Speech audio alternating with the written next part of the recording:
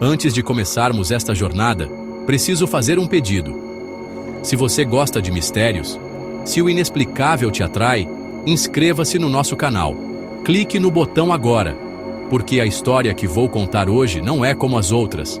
Ela é real, pulsa nas veias de uma cidade antiga, e depois de ouvi-la, você vai olhar para o mar de uma forma diferente.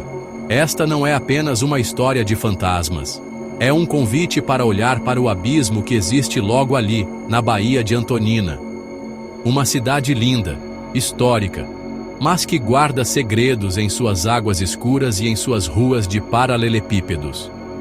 Segredos que sussurram quando a névoa desce e o silêncio da noite é quebrado apenas pelo som das ondas. Antonina, no litoral do Paraná, parece um cartão postal congelado no tempo. Fundada em 1714, suas construções coloniais e seu porto charmoso contam a história de um passado próspero. Mas por trás da fachada colorida e da tranquilidade aparente, existe outra cidade. Uma cidade de sombras. Os moradores mais antigos sabem. Eles sentem. Eles contam histórias em voz baixa sobre luzes estranhas dançando sobre as águas da baía em noites sem lua. Falam de vultos que se movem pelas janelas dos casarões abandonados e de um ar pesado que toma conta de certos pontos da cidade. Um frio que não vem do clima, mas de algo muito mais antigo e sombrio. A cidade é abraçada pela Serra do Mar, uma muralha verde e imponente que parece isolá-la do resto do mundo. Essa geografia única contribui para o clima de mistério. A névoa, ou cerração, como dizem os locais, desce da serra sem aviso, envolvendo tudo numa mortalha branca e úmida. É nesse momento que os limites entre o nosso mundo e o outro se tornam mais finos. As ruas de pedra, molhadas e brilhantes sob a luz amarelada dos postes antigos, parecem caminhos para outro tempo. Um tempo onde lendas e verdades se misturaram de forma perigosa, criando um folclore local tão denso quanto a própria cerração que cobre a cidade. A história que vamos explorar hoje nasceu dessa atmosfera.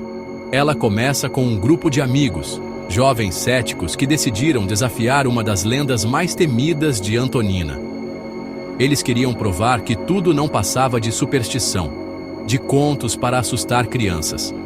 Armados com câmeras e lanternas, eles entraram em um dos locais mais assombrados da cidade, buscando desvendar o mistério.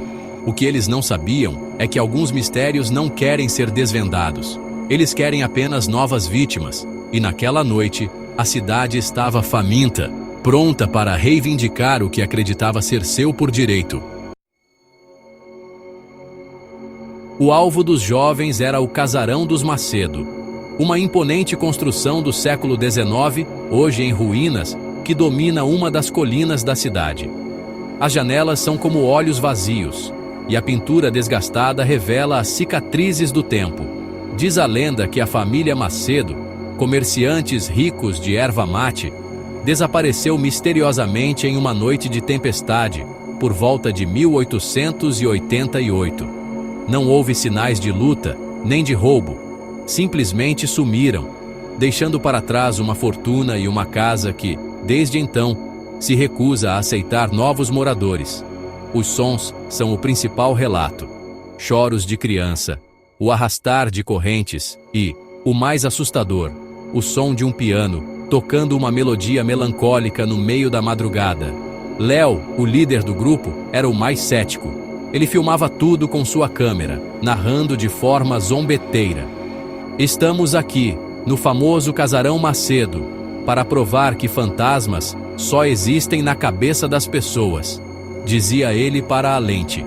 Ao seu lado, Ana, sua namorada, segurava uma lanterna com as mãos trêmulas, enquanto os outros dois amigos, Marcos e Júlia, examinavam as paredes mofadas. O ar lá dentro era denso, carregado com o cheiro de poeira, madeira podre e algo mais. Algo adocicado e nauseante, como flores velhas em um túmulo.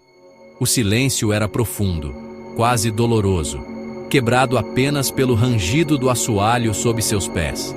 Eles se separaram para explorar. Léo e Ana subiram à escadaria principal, cujos degraus gemiam em protesto. No andar de cima, encontraram o quarto das crianças. Havia um berço de madeira empoeirado no canto e alguns brinquedos quebrados no chão. Foi quando Ana sentiu. Uma mão pequena e gelada tocou seu braço. Ela gritou, virando-se bruscamente, mas não havia ninguém ali. Léo riu, dizendo que era apenas a imaginação dela. Mas então, a câmera dele, que estava apontada para o corredor, captou um vulto pequeno e rápido passando por uma porta no final do corredor. Um vulto que não fazia som algum ao se mover. No andar de baixo, Marcos e Júlia encontraram a sala de música. Um piano de cauda, coberto por um lençol branco, dominava o ambiente. Movido pela curiosidade, Marcos puxou o lençol, levantando uma nuvem de poeira. As teclas de marfim estavam amareladas e rachadas. Brincando, ele pressionou uma delas. Nenhum som. Estava quebrado. Decepcionados, eles se viraram para sair. Foi nesse exato momento que, atrás deles, uma única nota soou do piano. Uma nota baixa, triste e longa, que ecoou pela casa inteira, como um lamento profundo. Lá em cima, Léo e Ana ouviram. Todos os quatro se congelaram. O jogo havia acabado. O casarão estava acordado. O pânico tomou conta. Os quatro jovens desceram as escadas correndo, tropeçando uns nos outros, desesperados para sair do casarão. A porta da frente, que antes estava aberta, agora estava emperrada. Marcos forçou a fechadura, o suor escorrendo por seu rosto, enquanto os sons na casa se intensificavam. O choro de criança agora vinha de todos os lados, e o arrastar de correntes parecia se aproximar pelo corredor escuro. Finalmente, com um estalo alto, a porta se abriu e eles correram para a noite, sem olhar para trás.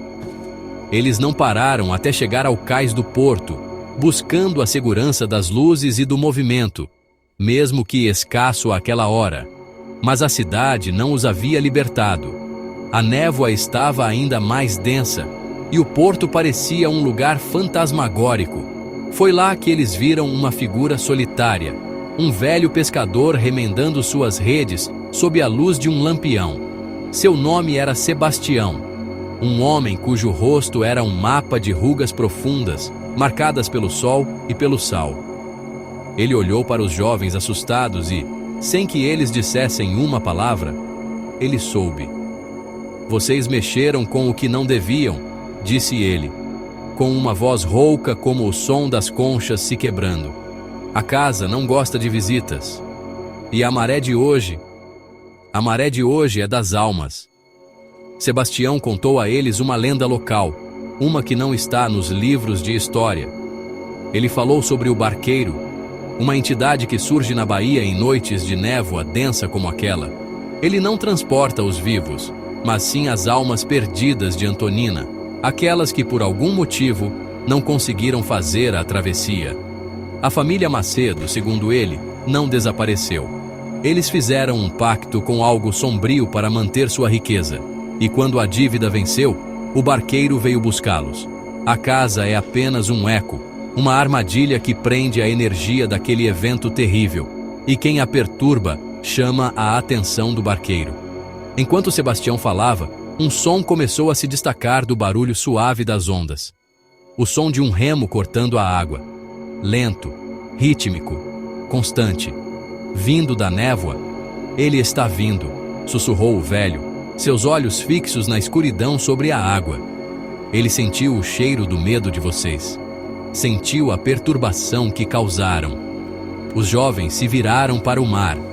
A névoa era tão espessa que era impossível ver qualquer coisa, mas o som do remo estava inegavelmente mais próximo.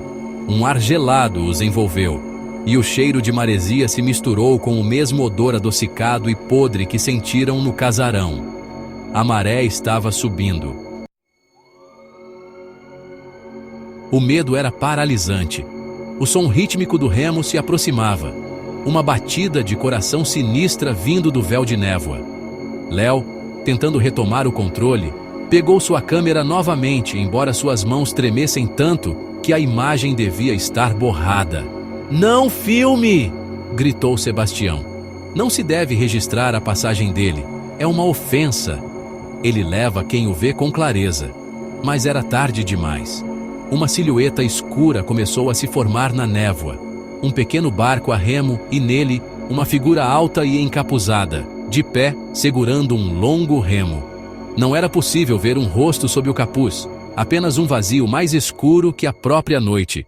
O barco não se dirigia ao cais, mas deslizava paralelo à costa, como se estivesse patrulhando. A figura não se movia, exceto pelo movimento constante do remo, mas todos sentiram. Sentiram um olhar varrendo-os. Um olhar frio e antigo que parecia penetrar suas almas. Júlia começou a chorar baixinho, enquanto Marcos a abraçava, ambos de olhos fechados. Ana se agarrou a Léo, que finalmente abaixou a câmera. O terror superando sua necessidade de registrar o momento. O ar ficou pesado, difícil de respirar, como se a própria vida estivesse sendo sugada para fora deles, em direção àquela figura na água. De repente, o som parou. O barco ficou imóvel na água, a silhueta virada diretamente para eles. Um silêncio mortal caiu sobre o porto. Nem as ondas, nem o vento, nada. Foi quando a figura levantou um braço, apontando um dedo longo e esquelético diretamente para o grupo. Não para todos eles. Apontou diretamente para Léo, o cético, o líder, aquele que os levara até ali, aquele que ousou filmar o proibido. Um grito escapou de Léo, um som de puro terror, enquanto ele cambaleava para trás, tropeçando em uma corda e caindo no chão do cais. O que aconteceu a seguir foi registrado apenas na memória aterrorizada dos sobreviventes. O barco virou-se lentamente e se dissolveu de volta na névoa tão silenciosamente quanto surgiu. Sebastião correu para ajudar Léo, mas já era tarde. Seus olhos estavam abertos, fixos no nada, uma expressão de horror indescritível congelada em seu rosto. Não havia marcas, nem ferimentos. Ele simplesmente estava morto. O coração parou. O barqueiro não precisou tocá-lo. Ele apenas o chamou. A lenda era real. Antonina havia cobrado seu preço. E em algum lugar, na escuridão da baía, a maré de almas tinha um novo passageiro. Pense nisso na próxima vez que ouvir um remo na noite. E não se esqueça de se inscrever.